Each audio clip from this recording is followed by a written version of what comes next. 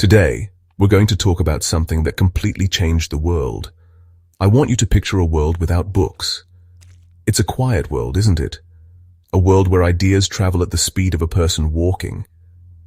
This was the reality for most people for most of human history. This was Europe in the Middle Ages. Information was a rare and precious commodity. You had to find someone who already knew something and hoped they'd tell you. Histories were held in people's memories, not on pages. This made knowledge incredibly fragile. If a person passed away, a whole library of experience and stories could disappear with them. Well, books existed, but they were incredibly rare and unbelievably expensive. Each book had to be copied by hand. The final product was a masterpiece, a work of art, but it was also a luxury item. A single book could cost as much as a farm or a house. Most people would live their entire lives without ever seeing a written word, let alone reading one. The world's knowledge was locked away. It was confined to a handful of dusty libraries. The world was waiting for a spark. Ideas are powerful. They can change lives, build cities, and reshape the world. But an idea needs to spread. An idea stuck in one head is useless. Ideas need to travel, be shared, discussed, and built upon. Before the 1400s, sharing ideas was slow. Word of mouth was the main method. This had limits. Voices only reach so far, and messages get twisted. It was frustratingly inefficient. This bottleneck massively affected progress. Sharing discoveries between scholars meant letters carried across miles, facing dangers and delays. Progress was slow due to communication difficulties. The world was hungry for a better way. Most people were kept in the dark, separated from knowledge. People were ready for change. A revolution sparked by a machine was coming. Even though most people couldn't read, they were curious. Humans want to understand the world. In the Middle Ages, this hunger for knowledge was simmering. People wanted access to stories, histories, and sacred texts. But satisfying this hunger was almost impossible. This desire was strong in the rapidly expanding towns and cities. A new class of wealthy merchants and artisans needed literacy for their businesses. Universities were popping up across Europe, creating a demand for textbooks. University scribes couldn't keep up, creating a bottleneck. The world needed a breakthrough to let the river of knowledge flow freely. In Mainz, Germany, Johannes Gutenberg was about to do just that. So, who was this bloke? Johannes Gutenberg was born around 1400 in Mainz. He came from a well-to-do family of merchants and goldsmiths. Growing up surrounded by metalwork, he learned about casting and alloys. Historians pieced together his story from legal and financial records, often showing him in debt. He was an entrepreneur, full of ideas, seeking investors. In Strasbourg, he began a secret project. Legal records talk about a mysterious art and adventure. Gutenberg was secretive, not wanting his ideas stolen. He saw the slow, expensive process of hand-copying books. He believed he could use metalworking to create a machine for faster, cheaper book production. He was planning to mechanize the written word. Gutenberg's secret? He wasn't carving wood. He was casting metal. Woodblock printing meant carving a whole page for every page, slow, error-prone, and wasteful. As a goldsmith, Gutenberg knew how to make precise metal molds for each letter. He invented a special alloy, lead, tin, and antimony, perfect for casting durable, reusable type. Now, instead of carving thousands of blocks, he could mass-produce identical letters. This was the breakthrough, reusable, movable metal type, ready to build any page. Gutenberg's workshop became the world's first font factory. With piles of metal letters, Gutenberg needed a way to assemble them into pages. Enter the composing stick typesetters arranged letters, in reverse, line by line. Each line was transferred to a tray, building the page like a puzzle. Locked in a metal frame, the type could be inked and pressed, then disassembled and reused. Movable type meant infinite combinations. Print a Bible today, a poem tomorrow. Unlike woodblocks, the same letters could be used again and again. This was the true revolution. Printing finally made efficient. Gutenberg needed power to press inked type onto paper. His inspiration? The local wine press, a giant screw lowering a heavy plate. He adapted it, slide in the inked type, lay paper on top, turn the screw, and press. Oil-based ink, another innovation, stuck to metal type perfectly. Two-man teams could print hundreds of pages a day, a quantum leap from hand copying. The press, the type, the ink, all combined for mass production. The printing revolution was ready to begin. Turning metal letters into a page took skill. Compositors picked each letter from cases, capitals up top, small letters below. Letters were set in reverse, line by line, into a composing stick. Lines were transferred to a tray, then locked tight in a metal frame. The result, a solid block of type ready for the press. After printing, the letters were returned to their cases, ready to start again. Gutenberg's modular system made books possible for everyone. Metal type needed special ink. Gutenberg invented a thick, oil-based formula that stuck to metal and transferred cleanly to paper. Paper, made from linen rags, was cheaper and more available than parchment. Damping the paper before printing made the ink transfer crisp and clear. The combination of metal type, oil-based ink, and affordable paper was unstoppable. Now books could be produced quickly, cheaply, and in large numbers. Gutenberg's press didn't just print pages, it launched an information revolution. The world would never be the same. With the type, ink, paper, and press ready, it was time to bring them together. Printing in Gutenberg's workshop required a team with different skills and coordination. The wooden screw press was at the center, providing the muscle for creation. The beater managed the ink, using ink balls to evenly coat the type. The puller prepared the paper, fixing it to a timpan and frisk it. The bed was slid under the platen, and the puller used the lever to press the paper onto the type. The printed sheet was then peeled off and hung to dry, and the cycle repeated. Why was the printing press so revolutionary? 3 things: speed, cost, and accuracy. The press dramatically increased production speed. Compared to hand copying, it was a mind-boggling leap in productivity. Because of increased speed, the cost of books plummeted. Books became accessible to a much wider audience. Finally, accuracy. Hand copying led to inevitable errors. The printing press solved this. Every copy was a perfect, identical replica. This combination sparked a revolution. Information could be duplicated and distributed on a mass scale, quickly, cheaply, and reliably. Gutenberg built an engine for the modern world. Gutenberg's machine was ready. He chose to print the Bible, the most important book in the Western world. It was a brilliant business decision, as the church was the wealthiest institution. The Gutenberg Bible was a massive project, with over 1,200 pages. The result was breathtaking, setting a new standard for printing. They printed around 180 copies. Sadly, Gutenberg's backer Johann Fust sued him and took over the workshop. Gutenberg was left with almost nothing, but he had lit the fuse for a printing revolution. Once Johann Fust and Peter Schoffer took over the workshop, Gutenberg's secret was out. The printers he had trained started to spread out, taking this revolutionary technology with them. Within decades, printing presses popped up across Europe. By 1500, less than 50 years after the Gutenberg Bible, there were over 200 print shops. They were printing everything, including the great works of ancient Greece and Rome. These works were translated, printed, and sold by the thousand. From 1450 to 1500, the new presses churned out 15 to 20 million books. This was an information explosion on an unprecedented scale. This flood of books transformed universities. Students could have their own copies of essential texts, making learning easier. Knowledge could now be standardized and shared more widely. The press was building a new, shared foundation of knowledge for the entire continent. The printing press was crucial for spreading new ideas, especially in science and exploration. Now, findings could be printed in a book and distributed to thousands. This allowed scientific progress to accelerate. Copernicus published his work. Because of the printing press, his book could be distributed widely. Later, astronomers like Galileo and Kepler could read Copernicus's work and build upon them. It wasn't just the sky that was being re-examined, it was the Earth itself.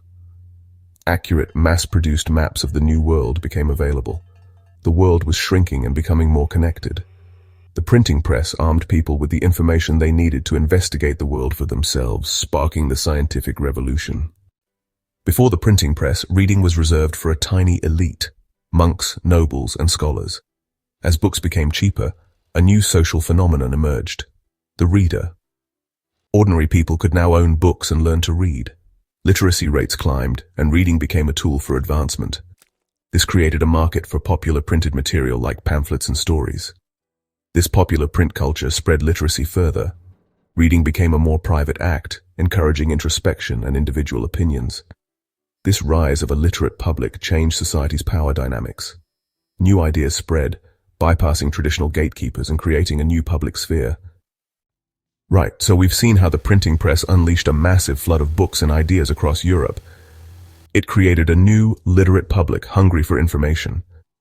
This new power, the power of mass communication, was about to run headfirst into the most powerful institution of the age, the Catholic Church. For centuries, the Church had been the ultimate authority on all matters of faith. It was the gatekeeper of God's Word, with the Bible only available in Latin, a language that almost no one outside the clergy could actually read. This meant that for the average person, religion was something that was told to them, not something they could study for themselves. Enter a bloke named Martin Luther. He wasn't a king or a general, he was a German monk and theology professor. Luther had become increasingly troubled by some of the church's practices, particularly the selling of indulgences. These were basically certificates you could buy that promised to reduce the amount of time you or your loved ones spent in purgatory after death.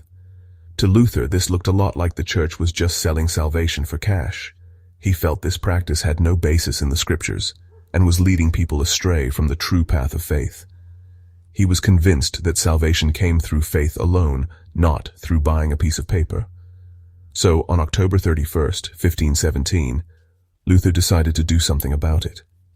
He wrote up a list of 95 arguments, or theses, against the sale of indulgences and other church practices. According to legend, he nailed this document to the door of the castle church in Wittenberg. This was the standard way for academics to start a debate, like posting on a university notice board today. He wrote it in Latin, intending it for a scholarly audience of his colleagues. He probably expected a lively but contained theological argument. What he didn't expect was that his academic challenge would go viral, 16th century style. This is where the printing press changes the game completely. Someone saw Luther's 95 theses, took them down from the church door, translated them from Latin into German, and took them to a printer. Within weeks, copies of Luther's arguments were being printed and distributed all across Germany. Within months, they were all over Europe. What was meant to be a quiet academic debate had exploded into a massive public controversy. For the first time, millions of ordinary people, from merchants in bustling cities to farmers in remote villages, could read and discuss a direct challenge to the authority of the church. The printing press had just turned Luther's spark of dissent into a raging fire. The success of the 95 Theses showed Martin Luther the power of the printing press, the perfect tool for his cause. He could speak directly to the people. He began writing short, cheap, easy-to-read pamphlets in plain German. In these pamphlets, he laid out his core ideas, that the Bible, not the Pope, was the ultimate religious authority. The press delivered them straight to the public. The church fought back, using the printing press. What followed was the first great propaganda war fought through mass media. The printing presses churned out pamphlets and woodcut illustrations. It was a fierce battle for the hearts and minds of the people, fought on paper. They were the political cartoons and viral memes of their day, shaping public opinion. Martin Luther was a master of this new medium and the most successful author of his time. The church couldn't keep up with the torrent of printed material. Luther called the printing press God's highest act of grace. Martin Luther truly believed that every single Christian should be able to read the Bible for themselves. He felt that the Bible had all the guidance a person needed for their faith. He thought relying on the church's Latin version and what priests said wasn't enough. The big problem, though, was that the Bible wasn't in the everyday language that German people spoke. To truly help people and make his idea happen, Luther knew he had to start one of the biggest and most important projects of the whole Reformation. He had to translate the Bible into German. This went against hundreds of years of church tradition. While he was hiding in Wartburg Castle after being called a heretic, Luther got to work. With amazing energy, he translated the whole New Testament from its original Greek into German in just 11 weeks. This was, honestly, a huge accomplishment. He didn't just translate it word for word. He worked hard to get the true meaning of the text across in a way that was clear, strong, and beautiful for the average German speaker. He used the language of everyday people, the market, and the home, so, as he said, the mom at home, the kids in the street, and the common man in the market could all understand it. Once the translation was done, the printing presses took over. The first version of Luther's German New Testament came out in September 1522. It was an instant hit. Thousands of copies were sold in just a few weeks. For the first time, German-speaking people could own a Bible and read or hear the words of the Gospels in their own language. It felt incredibly freeing. It let people think for themselves, talk about what parts meant, and build a personal connection with their faith that wasn't controlled by the church leaders. It put the main religious authority, the Holy Book itself, right into the hands of the people. We can't even say enough about how big of an impact this had. The Luther Bible didn't just help the Reformation, it shaped all of German culture. Because so many people read it, Luther's clear and easy-to-understand style helped make the German language the same everywhere. It created a common written language from many different local ways of speaking. And the idea spread. Because Luther was so successful, smart people in other countries started translating the Bible into their own languages, English, French, Swedish, and more. The printing press made sure these translations went everywhere. This broke the church's control over the Bible across Europe and changed Christianity forever. The Reformation wasn't just a religious argument, it had massive social and political consequences. By successfully challenging the absolute authority of the Pope and the Catholic Church, the Reformers showed that the oldest and most powerful institutions could be questioned and even overthrown. This was a radical and dangerous idea. If the authority of the Church could be defied, why not the authority of kings, princes, and feudal lords? The same printing presses that carried religious dissent soon began to carry new and radical political ideas as well. The seeds of revolution had been sown, and they were being watered with ink. In Germany, some groups took Luther's ideas about Christian freedom and applied them in ways he never intended. In the 1520s, the German Peasants' War erupted, one of the largest popular uprisings in European history. The peasants, inspired by the new religious ideas and burdened by high taxes and oppression, rose up against their feudal lords. They used the printing press to publish their demands, like the 12 Articles of Memmingen, which combined calls for social justice with biblical language. While the revolt was ultimately crushed with brutal force, it showed that the combination of popular discontent and mass communication was an explosive one. This pattern repeated itself across Europe for the next 2 centuries. In countries like France and the Netherlands, printed pamphlets became the primary weapons in long and bloody wars of religion that also had strong political dimensions. In England, radical political ideas circulated in print during the English Civil War, leading to the execution of a king and the temporary establishment of a republic. The printing press gave a voice to radical groups and dissenting opinions that would have been silenced in an earlier age. It allowed them to organize, to rally support, and to spread their ideologies far beyond their local communities. It's clear that the printing press didn't cause these revolutions all by itself. The social and political tensions were already there, but the press acted as a powerful accelerant. It was the medium through which new, challenging ideas could be articulated, refined, and spread to a mass audience, creating a shared sense of identity and purpose among those who felt oppressed. By breaking the old monopolies on information, first in religion and then in politics, Gutenberg's invention armed people with the most powerful weapon of all, the idea that the world did not have to be the way it was. It could be changed, and that is the very essence of a revolution. The printing press shook the foundations of Europe, redrawing the political landscape. Kings used the press to standardize laws across their realms. This centralized power, breaking feudal influence and unifying kingdoms. Standardized languages emerged, creating shared identities and cultural backbones. This laid the groundwork for nationalism, forging modern nation-states. While the press was redrawing the political map, it was also rewiring the economic brain of the world. The rise of early capitalism in Renaissance Europe was powerfully accelerated by Gutenberg's invention. Trade and commerce, rely on the flow of accurate and timely information, and the printing press really opened the floodgates. Merchants could now get their hands on printed price lists, shipping schedules, and reports on market conditions in distant cities. This reduced risk and made long-distance trade more predictable and profitable. It allowed for the creation of larger and more complex business networks than ever before, laying the commercial foundations for a global economy. The press also revolutionized the very concept of business agreements.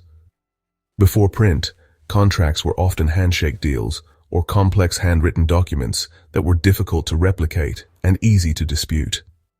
The printing press made it possible to mass-produce standardized legal forms, contracts, deeds, bills of sale, and letters of credit. This standardization brought a new level of certainty and trust to the world of commerce.